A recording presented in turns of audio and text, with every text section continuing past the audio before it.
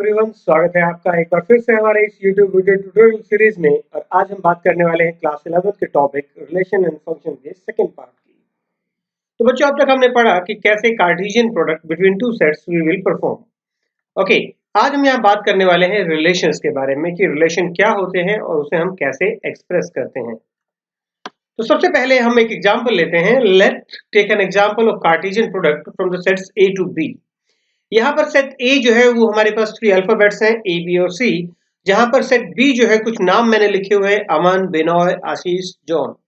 Okay, और अगर मैं यहाँ पर कार्टेशियन प्रोडक्ट करता हूं A और B की, तो मुझे मिलता है इन दोनों सेट्स के जो ऑर्डर्ड पेयर हैं वो हमें मिलते हैं। जैसे कि यहाँ हमने पहले एलिमेंट A को कोरिलेट किया, किसके साथ? A को हम कोरिलेट करने वाले हैं अमन के साथ पहले, फिर A को बिनॉय के साथ, इसी तरह से A को आशीष के साथ और जॉन के साथ, इसी तरह से B को अमन, बिनॉय, आशीष और जॉन। यानी कि हर एक एलिमेंट को हम बारी बारी से इनके सभी एलिमेंट्स के साथ, सेकंड सेट के सभी एलिमेंट्स के साथ पेयर करने वाले हैं। और पेयर करने का तरीका क्या रहता है? First element belongs to first set and the second element belongs to second set. तो इस तरह से ये हमने बनाए। तो टोटल कितने पेयर बने हमारे पास? यहाँ पर नंबर ऑफ एलिमेंट्स है 3 और यहाँ है नंबर ऑफ एलिमेंट्स 4। तो 3 into 4 यानी कि हमारे पास बने 12 एलिमेंट्स। तो ये 12 एलिमेंट्स यानी कि जैसे मैंने आपको बताया कि कार्टेशियन प्रोडक्ट जो होती है उसमें ऑर्डर्ड पेयर हमारे लिए एक एलिमेंट होता है। तो 1 2 3 4 5 6 फर्स्ट रो में लिखे मैंने और 6 सेकंड में, तो यानी कि हुए 12। तो ये तो हुआ अब तक जो हमने पढ़ा। तो यहाँ हम बात करेंगे रिलेशंस की। रिलेशन क्या है और हमें इस ऑर्डर्ड पेयर से या कार्टेशियन प्रोडक्ट से उसे कैसे रिलेट करेंगे। बच्चों, आपने रिलेशन शब्द अपनी डेली लाइफ में बहुत बार सुना होगा। अंकल, आंट, है ना? तो ऐसे बहुत सारे brother, sister, husband, wife, so many relations we had gone through in our day to day life. लेकिन यहाँ मैथ में हम बात करेंगे relation between numbers, relation between functions और भी बहुत सारी तरह के रिलेशन की यहाँ बात करने वाले हैं। तो यहाँ हम बात कर रहे हैं बेसिकली दो सेट्स के बीच में, जिनके बीच में हम रिलेट करेंगे। और जब हम किसी चीज को रिलेट करते हैं तो रिलेट करने का एक तरीका होता है, यानी कि हम एक रूल वहां पर लगाते हैं कि ये हमसे इस तरह से रिलेटेड करता है। जैसे आप अपने किसी कजन ब्रदर को मतलब इंट्रोड्यूस करते हैं तो क्या कहते हैं? ये मेरा कजन ब्रदर है। वो एक कजन ब्रदर होना वो क्या है? उसका एक रूल है आपके और बीच में, उन दोनों सेट के बीच में कोरस्पोंडेंस का। तो यहाँ relate the letters in the first set with the names in the second set which start with that same letter. जैसे कि यहाँ पर A है तो A से स्टार्ट होने वाले नाम के साथ हम केवल रिलेट करेंगे, और B तो यानी कि B से जो स्टार्ट होंगे, और C यानी कि अगर C से स्टार्ट होते हैं तो देखते हैं। सो ये है मेरा टोटल कार्टेशियन प्रोडक्ट और ये मैंने रिलेट किया तो मुझे मिले out of these 12 elements, so I got only 3 ordered pair. Okay, so A अमन, ये A से आशीष और B बिनॉय। बाकी सभी में जैसे मेरा ये C से स्टार्ट होता है बट ये नेम जो है C से स्टार्ट नहीं होता, so that does not fall in my category of the relation. तो यानी कि रिलेशन में दो नॉन एम्प्टी सेट्स के बीच में कोई एक लो हम लगाते हैं, एक तरीका लगाते हैं, एक रूल हम लगाते हैं ताकि हम उन दोनों को रिलेट कर सके। तो ये है रिलेशंस। इसको डिफाइन कर लेते हैं प्रॉपरली अब। सो ये जो मैंने पहला तरीका जो अभी हम लिख रहे थे कि यहाँ पर 3 ऑर्डर्ड पेयर हमारे पास हैं, A और कॉमा अमन, A कॉमा आशीष और B कॉमा बिनॉय। तो इस तरह से जब हम रिलेशन को रिप्रेजेंट करते हैं बच्चों, तो उसे कौन सा मेथड कहते हैं? हमने सेट थ्योरी में भी पढ़ा था। इसे हम कहते हैं रोस्टर मेथड, यानी कि रोस्टर वर्ड आता है वर्ड रोटा से, और रोटा यानी कि चार्ट, यानी कि हम इसको चार्ट बना करके हम सबको डिस्प्ले कर देते हैं। सेकंड जो है रिलेशन है बिटवीन टू एलिमेंट्स X एंड Y। X is the first letter of the name Y, और जो X है वो कहां से लेना है? हमें फर्स्ट सेट A से लेना है, और Y कहां से लेना है? सेकंड सेट B से लेना है। तो ये जो तरीका होता है ये कहलाता है सेट बिल्डर फॉर्म। तो ये है सेट बिल्डर फॉर्म, या हम इसे कह सकते हैं प्रॉपर्टी मेथड। तो ये है सेट बिल्डर फॉर्म या प्रॉपर्टी मेथड। ओके, तो यहां मैं एक और तरीका, यानी कि ग्राफिकली हम इसको कैसे रिप्रेजेंट करेंगे। तो यहां मैंने देखिए दो सेट्स A और B को वेन डायग्राम से रिप्रेजेंट कर लिया है, और आइए रिलेट करते हैं एरो डायग्राम की मदद से। तो A is associated with Aman, A associated with Ashish and B associated with Binoy. तो ये जो तरीका है ये कहलाता है एरो डायग्राम। तो एरो डायग्राम की मदद से भी हम इसको रिप्रेजेंट करते हैं। चलिए, ये तो हुआ रिप्रेजेंटेशन की बात। अब हम बात करते हैं, ये देखिए मैंने ये जो Cartesian product A cross B है उसको यहाँ पर रिप्रेजेंट किया है। तो ये मेरा सेट जो है ये रिप्रेजेंट करता है कार्टेशियन प्रोडक्ट, और मैंने सारे के सारे 12 जो ऑर्डर्ड पेयर है, 12 ऑर्डर्ड पेयर्स वो यहाँ रिप्रेजेंट कर दिए हैं। सो ये है A क्रॉस B। और ये जो मैंने एक ब्लू किया है, इसको स्पेशली ब्लू किया है, ये क्या है? ये है मेरा सेट जो रिप्रेजेंट करता है रिलेशन को, क्योंकि ये 3 ऑर्डर्ड पेयर ही हमारे रिलेशन में है। तो यहां से हम क्या बात समझे बच्चों, कि रिलेशन क्या होता है? Relation is a subset of Cartesian product. देखिए ये ब्लू वाला पार्ट जो है, this is a subset of this bigger set. इस बड़े वाले सेट का ये ब्लू सेट क्या है? सबसेट है। हम यहाँ डिक्लेयर कर सकते हैं कि relation is always a subset of Cartesian product A and B between two non empty sets A and B। चलिए, यहां से मैं आपको एक बहुत ही इंपॉर्टेंट बात बताने वाले हूं जिसके ऊपर बेस्ड कई बार कॉम्पिटिटिव एग्जाम में सम भी पूछे जाते हैं। क्या है वो? कि total number of relations that can be defined from the set A to B is the number of possible subsets from A to B। तो मान लेते हैं कि सेट A में हमारे पास है P element, number of elements in set A is P, number of elements in set B is Q। तो आप मुझे बताएं बच्चों कि A क्रॉस B में कितने एलिमेंट्स होंगे? याद है आपको? हमने पिछली वीडियो लेक्चर में सीखा था number of elements in A into number of elements in B, यानी कि P इंटू Q। सो इतने एलिमेंट्स होंगे हमारे पास A क्रॉस B में। चलिए, ये तो हुआ हमारे पास number of elements in A cross B। Okay, अब दूसरा एक और कॉन्सेप्ट यहां पर हम इसके साथ एसोसिएट करेंगे सबसेट्स का। तो रिलेशन क्या होते हैं? Relations are the subsets of Cartesian product. तो हम इसके जितने सबसेट बना सकते हैं उतनी ही तरह के रिलेशन हम डिफाइन कर सकते हैं, अलग अलग तरह के। So how many subsets are possible?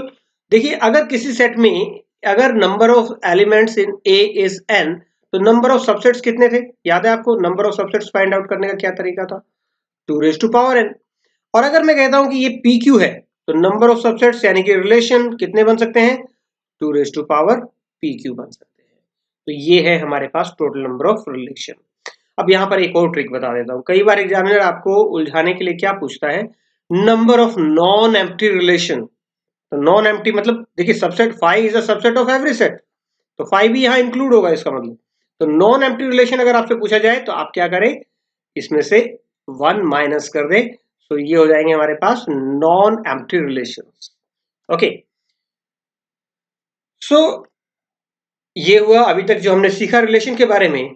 तो रिलेशन को अब हम प्रॉपरली डिफाइन कर रहे हैं बच्चों, इसे आप अपनी नोटबुक में भी नोट कर लीजिए। A relation are from a non empty set A to a non empty set B। तो ये non empty set A to non empty set B is a subset of Cartesian product A cross B। अभी मैंने बताया था कि relation is a subset of Cartesian product A cross B। Okay, so the subset is derived by describing a relationship between। So यहां पर जो subset है वो ऐसे ही नहीं बनाना है, हमें वहां पर एक डिस्क्राइब करना है, एक relationship between the first element and the second element of the ordered pair. So अगर मान लीजिए फर्स्ट एलिमेंट का एलिमेंट A है ये, और ये एसोसिएट करता है रमन के साथ, तो A कॉमा सॉरी अमन, तो आप इसे लिख सकते हैं।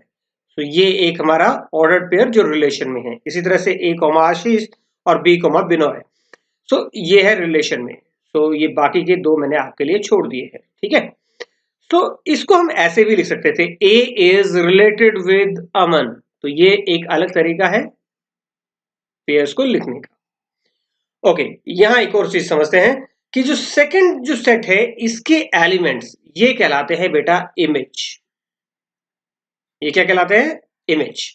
और जो फर्स्ट सेट के एलिमेंट है वो क्या कहलाते हैं? फिर प्री इमेज। ये क्या हो गए? Pre image. तो याद रखें, फर्स्ट सेट जो है हमारे पास और जो कार्टेशियन प्रोडक्ट का A, इसके एलिमेंट्स कहलाएंगे प्री इमेज, और सेकंड जो सेट है नॉन एम्प्टी सेट जो B है उसके एलिमेंट्स कहलाएंगे हमारे पास इमेज। ओके, सो यहाँ रिलेशंस को अब और समझते हैं। यहाँ इसमें दो टर्म्स बड़ी इंपॉर्टेंट हैं, जो कि है डोमेन और दूसरी है रेंज, और उसको हम डिस्टिंग्विश करेंगे with codomain also.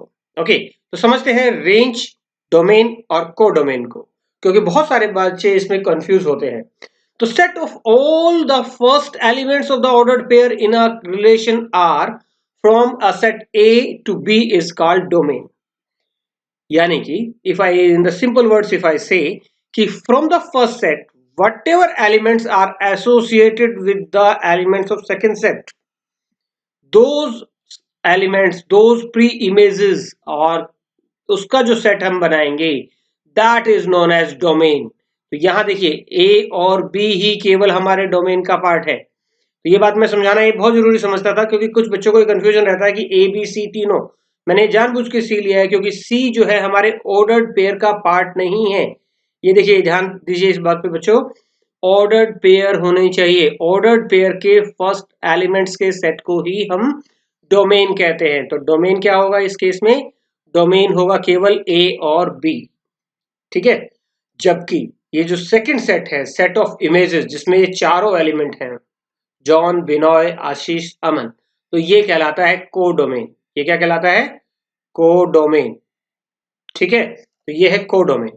The set of all second elements, all, चाहे वो किसी से एसोसिएट हो या ना हो, तो ये कहलाएगा हमारे पास कोडोमेन। ओके, उसके बाद में रेंज क्या है? रेंज देखिए, रेंज कहते हैं बेटा जितने एलिमेंट्स की कुछ प्री इमेज है, एग्जिस्ट करती है। सो अमन की कोई प्री इमेज है? यस। आशीष की है? यस। बिनोय की है? यस। जॉन की है? नहीं है। तो इसको हम कोडोमेन में से अगर एक्सक्लूड कर दे तो ये हमारे पास कहलाएगा रेंज। तो रेंज में हमारे पास कौन कौन से एलिमेंट आने वाले हैं? रेंज में हमारे पास आने वाले हैं अमन, आशीष एंड बिनोय ओनली। ये तो हुआ रेंज। और कोडोमेन में क्या था हमारे पास? कोडोमेन में चारों एलिमेंट थे। तो कोडोमेन में थे हमारे पास ये Aman, Ashish, Binoy and John also. Okay, तो फर्क समझ में आ रहा है आपको रेंज और कोडोमेन के बीच में? कोडोमेन में मतलब जितने भी सेकंड सेट में, यानी कि बी में जितने भी एलिमेंट लिखे हुए हैं वो सब पार्ट है हमारे कोडोमेन का, ठीक है। और लेकिन जितनों की प्री इमेज है वही है हमारी रेंज। तो range is always a subset of codomain. तो ज्यादा से ज्यादा क्या हो सकता था, इधर अगर हमारा जे भी होता तो हम जोन को भी एसोसिएट कर देते थे, बट रेंज कभी भी कोडोमेन से बड़ी नहीं हो सकती है, ठीक है ना। सो range is always a subset of codomain.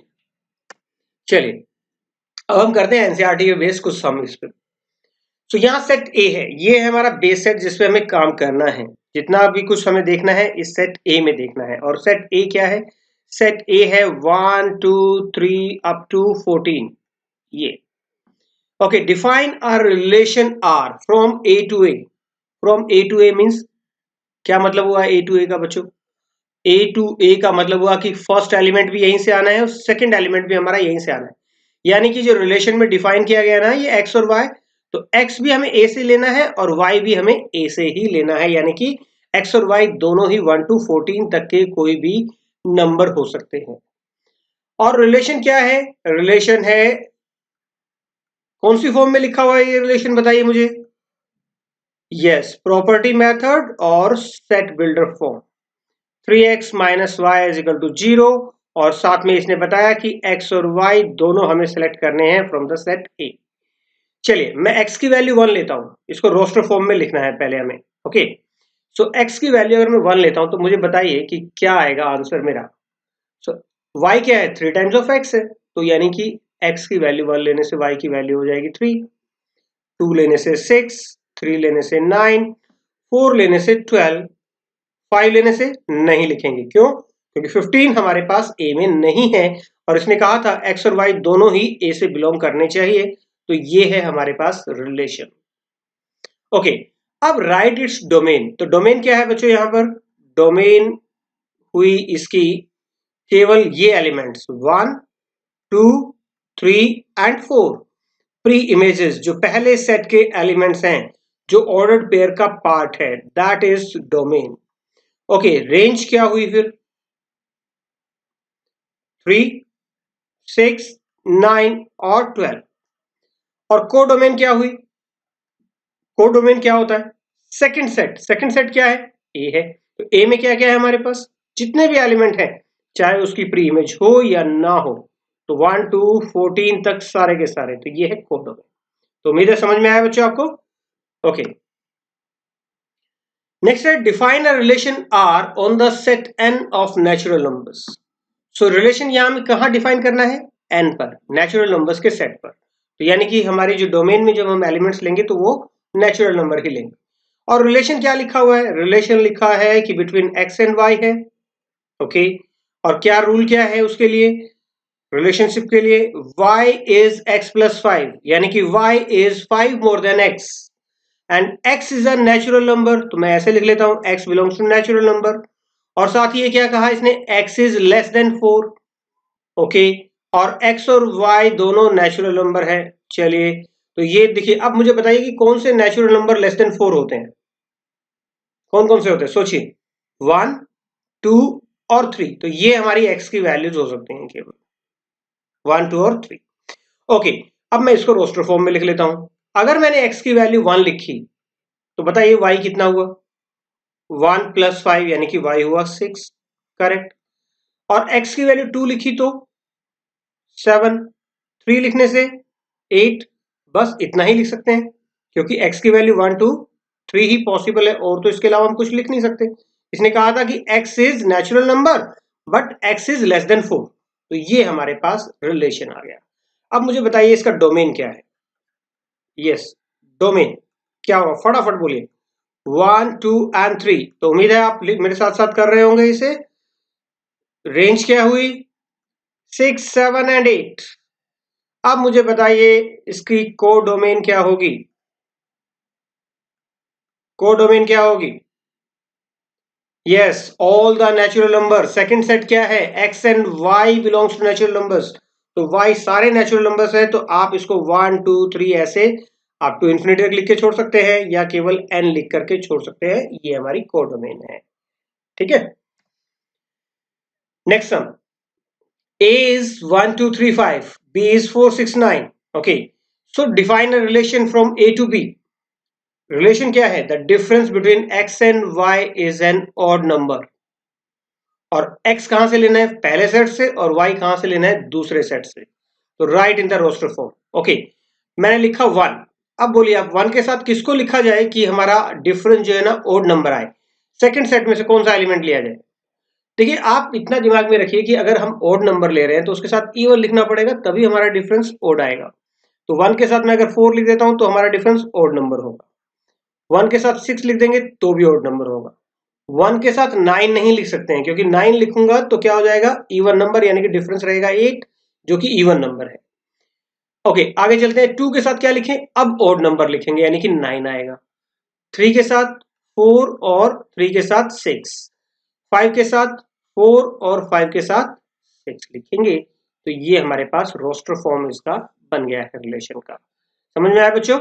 Okay, अगर आपको समझ में आ रहा है तो साथ के साथ इसको सॉल्व करते रहिए, बहुत ही इजी रहेगा।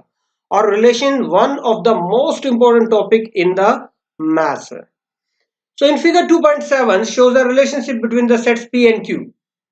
ओके, एक फिगर दी हुई है 2.7। कहां है भाई फिगर? चलिए, ये रही आपकी फिगर। सो यहां पर p और q दो सेट्स दिए हुए हैं, और ये कौन सा मेथड है रिप्रेजेंटेशन का? Arrow diagram.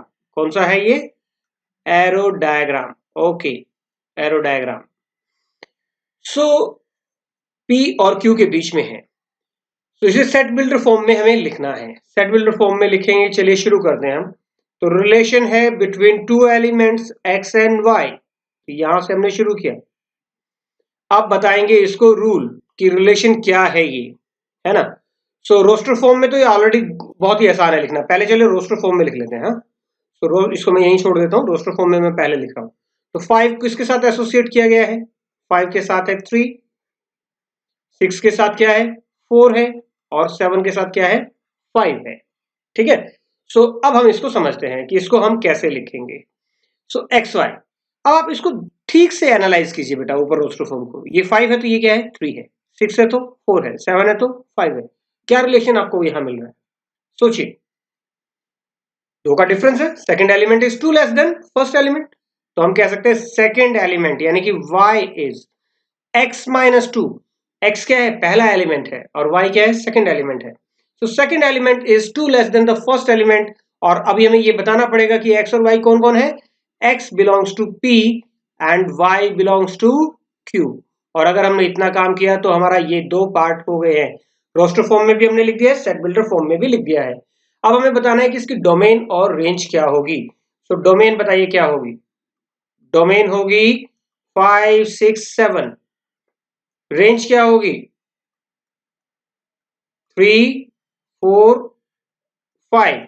और कोडोमेन इसने पूछी नहीं है, लेकिन अगर कोडोमेन भी पूछी जाएगी तो वो रेंज के इक्वल ही आएगी, क्योंकि यहाँ पर कोई और एक्स्ट्रा एलिमेंट नहीं है। सो कोडोमेन भी 3 4 और 5 होगी, है ना आसान। चलिए अगला सम देखते हैं।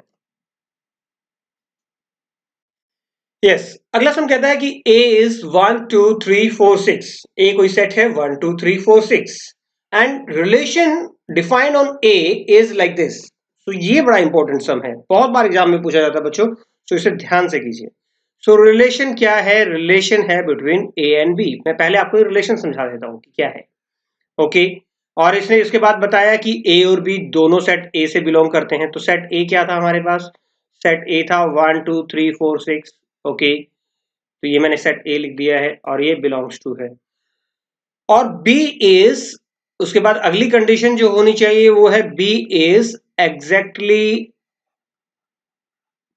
Divisible by a. Exactly divisible by ए।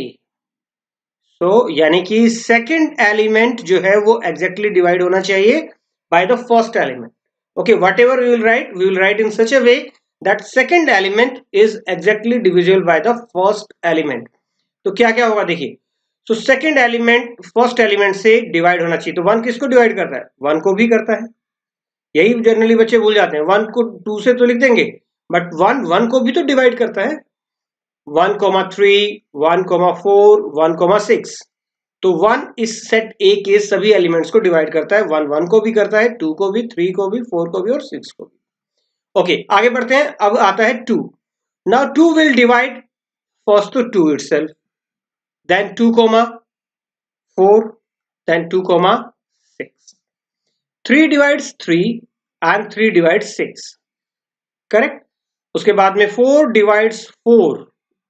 कुछ बच्चे 4 comma 2 लिख देते हैं, गलत है बेटा। उसने कहा कि फर्स्ट एलिमेंट जो है ना वो डिवाइजर है, सेकंड एलिमेंट को क्या है, डिवाइड करना चाहिए पूरा पूरा। सो उसके बाद में 4 और उसके बाद किसी के साथ नहीं आएगा, और आएगा 6 comma 6। तो ये हुआ हमारे पास रोस्टर फॉर्म। अब बताइए इसकी डोमेन क्या है। तो पहले जो ऑर्डर पेयर में पहले एलिमेंट्स क्या क्या है, तो वो होंगे हमारे डोमेन।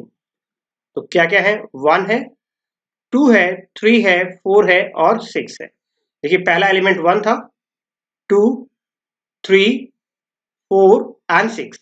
ओके, रेंज की बात करते हैं। आप बताइए मुझे रेंज क्या क्या है। सेकंड जो एलिमेंट्स हैं कौन कौन से जिनकी प्री इमेज है, तो वो है 1 2 3 4 और 6। तो ऑर्डर पेयर में हमने सेकंड एलिमेंट्स हमने यहां से सिलेक्ट कर ली। तो ये है इसकी डोमेन और ये है रेंज। एक रिलेशन दिया हुआ है। देखिए अभी तक हमें x कोमा y लिखा होता था, है ना, या a कोमा b लिखा होता था। यहाँ क्या लिखा है, x कोमा x क्यूब, यानी कि सेकंड एलिमेंट जो है वो फर्स्ट का क्यूब है। तो second element is the cube of the first element. और व्हाट इज x, पहले x डिसाइड कर लेते हैं। x is a prime number less than 10। So x की वैल्यू क्या क्या पॉसिबल है, x can be prime number less than 10। कौन से होते हैं, 2 3 5 और 7। ठीक है। सो अब रोस्टर फॉर्म में लिखते हैं, बहुत ही आसान सम है। तो फर्स्ट एलिमेंट अगर 2 है तो सेकंड एलिमेंट उसका क्यूब होगा। तो 2 का क्यूब क्या होता है, 8। फर्स्ट एलिमेंट 3 है तो 3 का क्यूब क्या होगा, 27। 5 है तो 125 और 7 है तो 343 आई थिंक, चेक कर लेना। ठीक है। सो ये है हमारे पास ये सब। Next sum. Okay, take a pause for 1 second and think about this, कि आप बताइए कि कितने नंबर ऑफ रिलेशंस पॉसिबल है फ्रॉम ए टू बी। अभी हमने आज पढ़ा था इसको कॉन्सेप्ट में। अगर आपको नहीं समझ में आ रहा तो वीडियो एक बार रिवाइंड करके देख सकते हैं। So number of elements in A is 3। सोच लिया होगा आपने। आइए शुरू करते हैं। अब बी में कितने हैं? 2 है। बताइए ए क्रॉस बी में कितने एलिमेंट होंगे? 3 इंटू 2 दैट मीन 6। और कितने ऑर्डर्ड पेयर बन सकते हैं? सबसेट कितने बन सकते हैं? Number of relations will be 2 raise to power 6। याद है हमें पढ़ा था कि 2 raise to power p q, है ना? पी क्या था? Number of elements in first set. Q क्या था? Number of elements in second set. So ये 2 raise to power 6, 2 raise to power 6 कितना होता है? 64।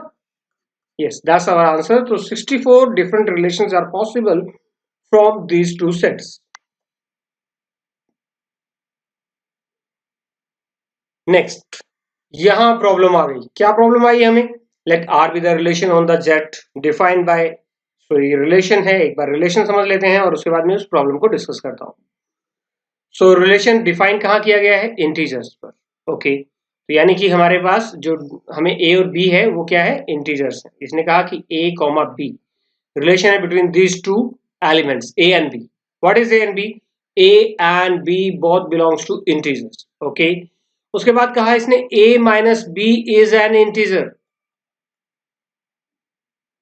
सो यहां हमें बताना है डोमेन एंड रेंज। अब सोचिए, अब यहां पर हम रोस्टर फॉर्म तो लिख नहीं पाएंगे क्योंकि सारे इंटीजर्स के लिए अगर मैं रोस्टर फॉर्म लिखने लगूंगा तो ये तो इनफाइनाइट सेट है, रोस्टर फॉर्म में मैं लिख नहीं पाऊंगा। तो कौन कौन से ऑर्डर्ड पेयर इसमें आएंगे? देखिए, अगर a इंटीजर है, ये a क्या है? इंटीजर है, और b क्या है? इंटीजर है। Difference of two integer is again an integer, चाहे वो पॉजिटिव हो चाहे वो नेगेटिव हो। तो difference of two integer is again an integer. So it means all the integers are included this one. That means if we start relating, then all the integers from the first set we can relate with the integers from the second set. The reason is if I take one integer from this side and one integer from this side, their difference will be always an integer, whatever value it may have. Okay, आप इसको किसी से भी relate कीजिए, दो integers का difference क्या होगा? हमेशा इंटीजर्स ही होगा। तो यानी कि ये सारे एलिमेंट इन सभी एलिमेंट्स के साथ जुड़े हुए हैं। That means domain is integer and range is also integer. Okay, and codomain is also integers. सो सब कुछ इंटीजर्स है। तो ये था आज का टॉपिक, और कल हम सीखेंगे बेटा फंक्शंस के बारे में, बहुत ही इंपॉर्टेंट टॉपिक है।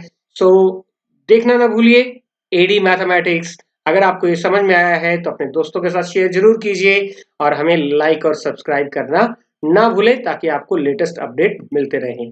अगर आपकी कोई क्यूरी है तो आप हमें कमेंट सेक्शन में लिख करके पूछ सकते हैं। Thank you very much.